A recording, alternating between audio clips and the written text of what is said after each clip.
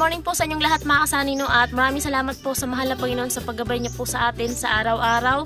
At yan mga kasanino, maraming salamat po sa mag-asawa, Ma'am Evelyn and Sir Ramon. Sobrang maraming salamat po. At syempre kay Kuya Obet na Ate Linda, kay Kuya Blan na Ate Helen, Ate Melody, the Tor and family, and kay Sir Albuntina. At sa iba pang sponsor mga kasanino at viewers namin, maraming salamat po sa inyong suporta and happy blessed Saturday po mga kasanino. So ayun nga, shout out po sa Team Pahuway dyan sa Kamsor. Sobrang saya-saya nila, no? At ingat kayo palagi dyan. At ayun mga kasani, si Sunny bumalik na ng Kamsor. At ayun nga, dito sa bahay namin, so bago po siya umalis, so nasukat na po yung pintuan. So ayun nga, isang ano na po yung sa pintuan, kasama na po lahat-lahat doon. So bali 8.5. So sabi niya sa akin, ako na po yung mabablog dito. At syempre sa bintana, nasukat na din po yung bintana. At maghihintay na lang ako mga kasanino sa pagkabit. So ibablog ko po yun. Syempre para makita natin mga sponsor at viewers mga kasani kung ano yung improvement, kung saan po napupunta yung pera. So magbablog po ako dito sa bahay namin. At sobrang thank you po sa suporta ninyo mga kasani. Sana po hindi po kayo magsawang suportahan kami. So ayan mga kasani, dito po ako kaila mama kasi nga si Bibi iniwan ko doon para makapag-vlog tayo dito sa bahay. So ngayong araw po pumunta na po dito yung doon po sa pintuan sa main door natin, no. So ngayong araw po ay yung ikakabit niya lang pa lang po ay yung hamba. So yung ano po talaga, so yung katawan ng pinto. So tawag dito mga kasani, hindi pa kasi hindi naman po pwede isabay yung hamba tsaka yung pinto kasi syempre papatigasin po muna yung halo doon na matigas muna na kumapit siya sa kahoy. So kailangan kapit na kapit din mga ilang araw pa bago ikakabit yung pinto. So yun mga kasay, punta po tayo sa bahay kasi andun na po yung gagawa, no, ikakabit niya po sa araw na to yung hamba. At syempre masaya tayo, puntahan natin kasi ayun, tayo na yung mission accomplished na tayo ngayon. So yan na po mga kasay, no, ikakabit na po yung hamba. Ayun na po yung hamba ng ating pinto. Yan na si Ninong nag-ayos. So magandang klase po yan na kahoy mga kasanay kasi ito po ay Gemelina. Magaan lang po yan. Ayan. So ikakabit na yung ating napakagandang hamba. So ayun mga kasanay, binawasan dito para magtugma yung ating pinto tsaka ayan dito, no, para pag kapit na kapit talaga yung hamba. So ayun mga kasani, huwag nyo muna yung intindihin kasi tawag dito makalat pa po talaga yung sa loob. So yung manok na dadalhin sa yun sa Kamsor na iwan. So ayun na po mga kasani, inayos na po, no, para ayun naglagay po ng tansi para po sa pag ng hamba. So ayun po mga kasani, nilagyan po ito dito ng pako para ito po yung ilalagay dito, tapos pag nalagyan po ng halo, so kapit na po yan, no. Yan, sobrang tibay po niya, no. Yan, papunta dito. Pati sa kabila, ganun din. Yan, ganun din sa kabila. So, and sobrang thank you po kay Ma'am Evelyn and Sir Ramon, no. Ayan. Magiging sarado na po ang buong bahay, ayan, Ma'am and Sir, kasi yung sa bintana po, mga next week po siguro, maikakabit na din po yun. So, parang mauuna po yung pintuan pagkabit. So yun po mga kasani, nakatayo na yung hamba. At syempre merong mga brace para pantay. So ito na lang yung lagyan ng halo sa taas. So meron na siyang mga pako, no. Ganyan pala nilalagay. Ayun na si Ninong naghalo na para maanuhan na yung ating hamba. Dito din sa kabila.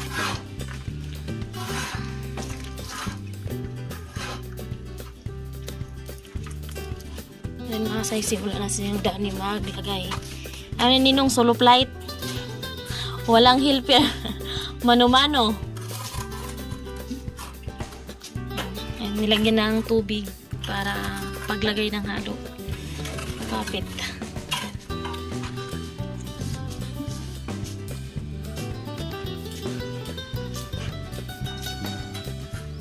Yung mga kasani, hindi pa natin naayos yung sa loob, no. Tsaka na lang yan kapag hindi na tayo masyadong busy. So pag na mga kasani, papantay na lang yung lupa para pag mayroon tayong budget sa flooring, so mabilis na lang.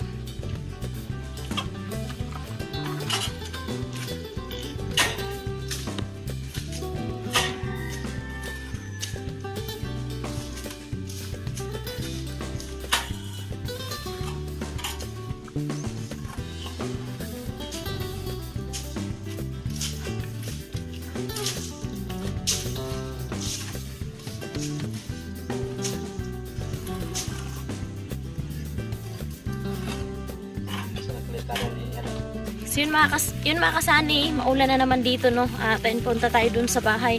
Andito kami kila mama kasi nga andun sa bibi iniwan natin. So ayun, punta tayo sa bahay at ayun, maulan. Yung payong ko mga kasani. Ayan, maulan. So ayan na. So kahapon mga kasani, ito yung ginawa ko. So nilinisan ko po dito yung yung mga sanga ng mangga, nilagay ko sa puno para pag sinunog, so malinis na po ang lahat. Grabe, ang bilis ni Nong. Grabe, ang bilis mga kasani, oh. Dito sa side na to, tapos na. Dito din sa kabila. Ayan, kunti na lang. Ang bilis lang pala mga kasani. Ayan, marami siyang breeze. Ayan, para hindi magalaw. Grabe.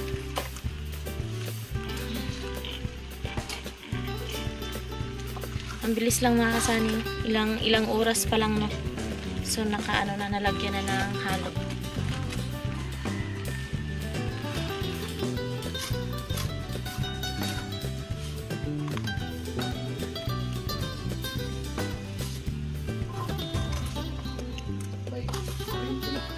Oh, wala pa yung kuryente. Nag-burn out kagahapon pa.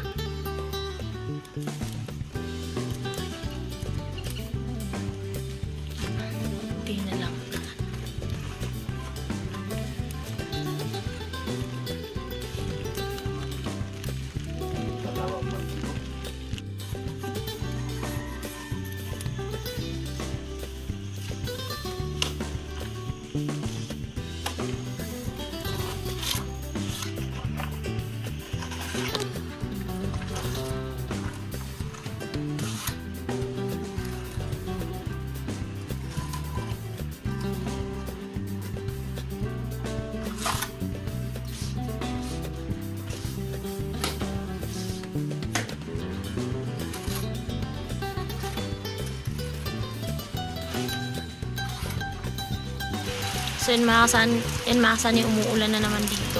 Ayan. So yun yung natin doon. So umuulan. So, dito sa part na to, tapos na po. Ayan. Tapos yun lang.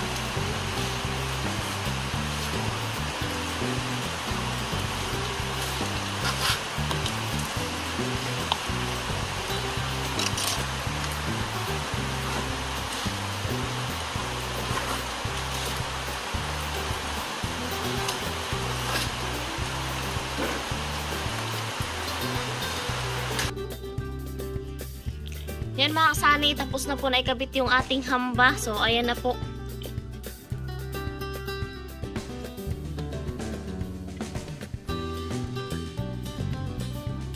Ayan mga kasani, okay na, naikabit na yung ating hamba. So ayan mga kasani, oh. Maganda, maganda. So ayan na yung ating hamba.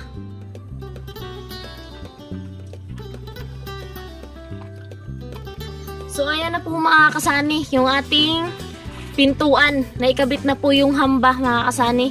At sa susunod na araw po ikakabit na po yung pinto, no. At ayun, dito sa bintana namin, so abangan nyo na lang po, next week din daw po yun.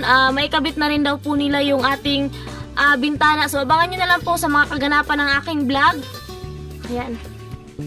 So yung kahoy na to mga kasani, ito yung tinatawag na Gemelina. So ayan na. Pero may ilalagay pa daw po sila dito mga kasani. So abangan na lang daw po bago nila ikabit yung pinto. So ayan na. Ayan. So marami siyang brace, kaya nilagyan ng maraming brace mga kasani para mag-isa lang kasi kanina si Ninong Dani nagkabit nito para daw po hindi magalaw, no. So ayan, gumamit pa siya ng C-par lengths para hindi po talaga magalaw at saktong-sakto talaga yung hulog mga kasani. So ayan. Ayan, dito sa loob mga kasani, ayan po. Ayan. So ayan, maganda na po mga kasani at malagyan na siya ng pintuan, then malagyan na rin po ng bintana. So maganda na. So bali sarado na po talaga lahat mga kasani. At yung flooring na lang po yung kakailanganin natin, no, kapag nakaipon po tayo. So yung flooring na lang po para mas comfortable na po talaga tayo. So yung bintana na po mga kasani, so aayusin po yan sa susunod na araw, siguro mga Lunes po. So aayusin po yan. At yung bintana po doon, Yung doon po sa may CR, itong bintana na to. So, itong bintana na to mga kasani, kasi nga nasa loob naman siya, hindi naman siya makita sa labas. So, kinausap ko na po yung magkakabit sa atin ng pintuan kasi sila din ay... Nakausap ko na po mga kasani yung magkakabit sa atin ng bintana doon sa pinagawaan natin. Kasi yung sliding na yan mga kasani, doon din po namin yan pinagawa sa kanila. At ayun, nagkausap na po kami, sabi ko sa kanya na kung pwede sila din ang maglilipat niyang bintana na yan para dito sa ating mga kasani, guest room, para hindi na tayo magpapagawa kasi hindi naman po yun gamit doon kasi nga di naman siya nakikita, isasarado naman po namin yung bintana na yun. So dito na lang po namin yun ilalagay mga kasani. So pumayag naman siya, sabi niya okay daw. Tawag niya, pag nagpa-plastering daw po dito, ano daw po talaga yung sukat. Kung ano yung sukat ng bintana na yun, yun din daw po yung magiging sukat dito para daw po paglagay nila. So wala po magiging problema sa size mga kasani, no? Kaya ayan, sobra po talaga ako nagpapasalamat mga kasani sa mag-asawa Ma'am Evelyn and Sir Ramon. So nang dahil po sa kanila, so kunting kembot na lang talaga mga kasani, no? Tapos na yung ating bahay. So okay lang mga kasani na tawag dito, hindi pa siya malagyan ng flooring. So yung bintana at pinto, yun lang po yung muna para sigurado po. Sa susunod po kapag mayroon na po tayong ipon, so ipapantay naman po natin yung lupa dito para kahit si Sunny po ay nasa Kamsor, makakaano tayo, pwede naman tayo magbayad na lang ng tao para yun na lang po yung gagawa dito mga kasani. So dito sa loob, so medyo makalat pa po mga kasani at hindi ko pa po yan naayos at syempre aayusin ko po yan at abangan nyo na lang po sa mga kaganapan sa aking vlog. At syempre sa lahat ng sponsor at sa lahat ng viewers, maraming salamat po sa inyo. Sana po ay patuloy nyo po kaming suportahan mga kasani. And yun lang, ingat po tayong lahat palagi and God bless po. Bye bye!